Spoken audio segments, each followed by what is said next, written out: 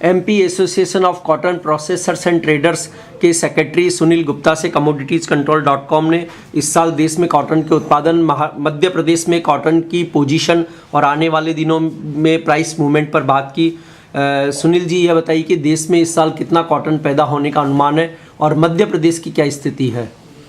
देखिए, मध्य प्रदेश जो है वो अपने आप में खुद यहाँ तो सोइंग का एरिया घटा है मध्य प्रदेश में सोइंग का एरिया, पर चूंकि महाराष्ट्र का माल यहाँ आ जाता है इसलिए मध्य प्रदेश का आंकड़ा पिछले साल जो लास्ट ईयर का आंकड़ा था उसको इक्विवेलेंट कर जाएगा। और रह गई बात हिंदुस्तान की क्रॉप की, तो हिंदुस्तान के अंदर हमको ऐसा लगता है कि 360 से अबव क्रॉप ही आएगा। 3,60,00,000 गांठ से अधिक का ही उत्पादन होगा। फिर भी अगर हम आंकड़ों में बात करें तो मध्य प्रदेश में कितना कॉटन पैदा होने का अनुमान है और बाहर से अन्य स्टेट से कितना कॉटन आ सकता है? भाई, मध्य प्रदेश का खुद का जो उत्पादन होगा वो 13 से 15 लाख गांठ का होगा और करीब 8 से 10 लाख गांठ का माल यहाँ बाहर से आता है, महाराष्ट्र से, जो कि खरगोन भी आता है, खंडवा भी आता है, सेंधवा भी आता है, बुरहानपुर भी आता है। इन सब बिकनगांव के स्टेशनों पे भी जाता है, इन सब स्टेशनों पे जाता है। तो लगभग आप ये मान के चलिए कि 13 और 8 21 से 22 लाख गांठ का उत्पादन मध्य प्रदेश के अंदर संभावित है। तो क्या मध्य प्रदेश में इस साल जो कॉटन पैदा होने की आपने जो डाटा दिए हैं, क्या वे पिछले साल से अधिक है या कम है? लगभग बराबरी पे है। और मध्य प्रदेश में इस समय जो जीनर्स को जो कॉटन मिल रही है उसकी क्वालिटी और माइक की क्या पोजीशन है? माइक यहाँ पर आ रहा है 3.8 से लेके 4.4 का। माइक की पोजीशन तो बहुत अच्छी है और आगे भी ऐसा लग रहा है कि अगले 1-2 महीने तक माइक इसका ये मेंटेन रहेगा। जो हर बार 15 जनवरी के बाद माइक घट जाता है वो स्थिति यहाँ आपकी बार नहीं बनेगी, क्योंकि लंबे समय तक बारिश का यहाँ गिरती रही, उसके कारण मॉइस्चर माल के अंदर है। तो मॉइस्चर होने से उसका माइक का मेंटेनेंस बराबर है अभी हाल फिलहाल। तो राज्य की जो जिनिंग प्रेसिंग फैक्ट्रियाँ चल रही है, हाँ। क्या उनको डिमांड के अनुसार रॉ कॉटन उपलब्ध है या नहीं है? नहीं, उनको उस हिसाब से उपलब्ध नहीं है।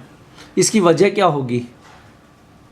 किसानों की क्रय शक्ति, मतलब किसानों की जो रोकने की क्षमता है कपास को, वो काफ़ी हद तक बढ़ चुकी है, वो सक्षम हो चुके हैं। अब वो उनके ज़रूरत के मुताबिक ही कपास बेचते हैं। अब वो इस हिसाब से नहीं बेचते हैं कि कपास का सीज़न चालू हो गया तो अपन कपास लेके चलो।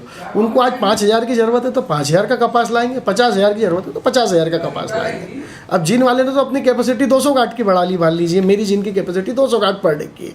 अब मेरे को माल मिलना चाहिए 1,000 कुंटल और मेरे को माल मिलता 700 कुंटल, तो मैं पहले ही वैसे 70% के रेशो पर चल रहा हूँ।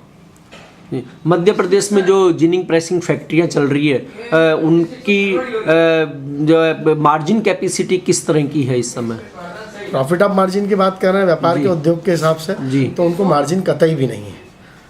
उनको डिस्पेरिटी में ही यहाँ कपास खरीदना पड़ रहा है। उसका कारण ये है कि अब की बार कोई भी एक्सपोर्टर इतना फुल फ्लैश बाइंग में नहीं है। आगे इंटरनेशनल सिनेरियो उनको कमज़ोर दिख रहा है, उस हिसाब से वो माल नहीं खरीद रहा है। पूरी डिपेंडेंसी है जो वो एमपी की स्पिनिंग मिलों पर ही हैगी। तो एमपी की स्पिनिंग मिल वालों को भी एमपी की रुई लेते हैं तो उनको बेनिफिट है और हम उनको बेचते हैं तो हमको बेनिफिट है। तो हमारी भी मजबूरी है उनके भाव में उनको रुई बेचने की। तो ये डिस्पैरिटी लगभग कितनी रेंज में चल रही होगी? 500-700 रुपये खंडे की चल रही है। और कॉटन में आप जनवरी के बाद किस तरह के प्राइस मूवमेंट को देखते हैं सीजन के अंत तक? मुझे नहीं लगता कि कपास में कोई बहुत ज़्यादा तेज़ी आए इस साल।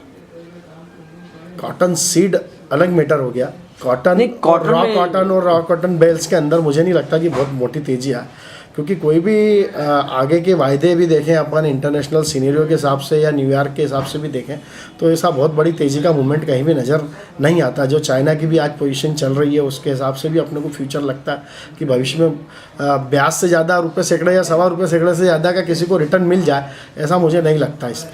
फिर भी आप मोटे तौर पर एक रेंज क्या मानते हैं सीजन के अंदर तक कॉटन में रहेगी? 45,000 to 48,000 के आसपास आ सकती है मैक्स टू मैक्स रेंज। और कॉटन सीड में क्या स्थिति रहेगी अगले 3 महीने में? कॉटन सीड की स्थिति इसके रेट बढ़ते जाएंगे, अभी बॉटम लेवल पर है। जैसे जैसे वो ड्राई माल आता जाएगा सीड के भाव बढ़ेंगे और सीड स्टॉक में भी बहुत जाता है। ऑयल मिल वालों को सीड स्टॉक में भी बहुत जाता है और आज की तारीख में यही एक कमोडिटी ऐसी है कि 17-18 रुपये की आइटम की जिसको आप जीन वाला या ऑयल मिल वाला स्टॉक कर लेता है तो उसके साल भर के खर्चे भी मीट आउट हो जाते हैं और उसमें कुछ भी उसको 25% की 30% की तेज़ी मिल जाती है, जो कि ब्याज से भी ज़्यादा तेज़ी आ जाती है, तो उसको थोड़ा उसमें फ़ायदा रहता है। इसलिए इसका फ्यूचर तो ब्राइट है। और कॉटन ऑयल केक में अगले 3 महीने में किस तरह के मूवमेंट देखने को मिल सकते हैं?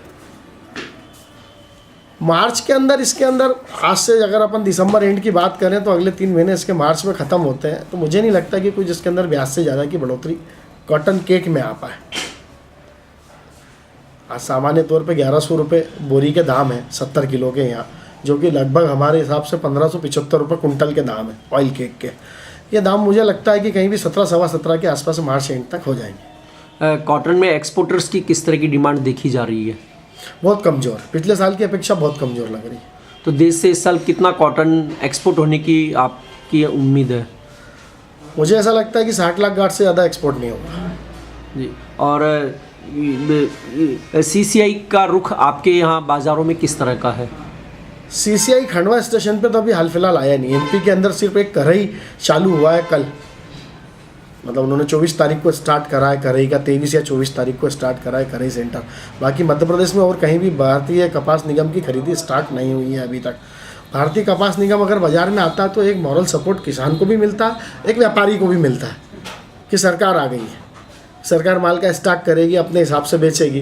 किसान को भी मिलता है कि सरकार आ गई तो वो अपने घर से माल निकाल के ले आता है कि अब सरकार आ गई, इसका मतलब कोई भाव बढ़ने की कोई बहुत गुंजाइश नहीं बची है, अपन माल तोलो। वो माल तोलता है तो जिन वालों को भी अवेलेबिलिटी रहती है माल की, उसका भी मार्जिन क्रिएट होता है फिर। जी सुनील जी, आपने commoditiescontrol.com से बात की, इसके लिए धन्यवाद। बहुत बहुत धन्यवाद।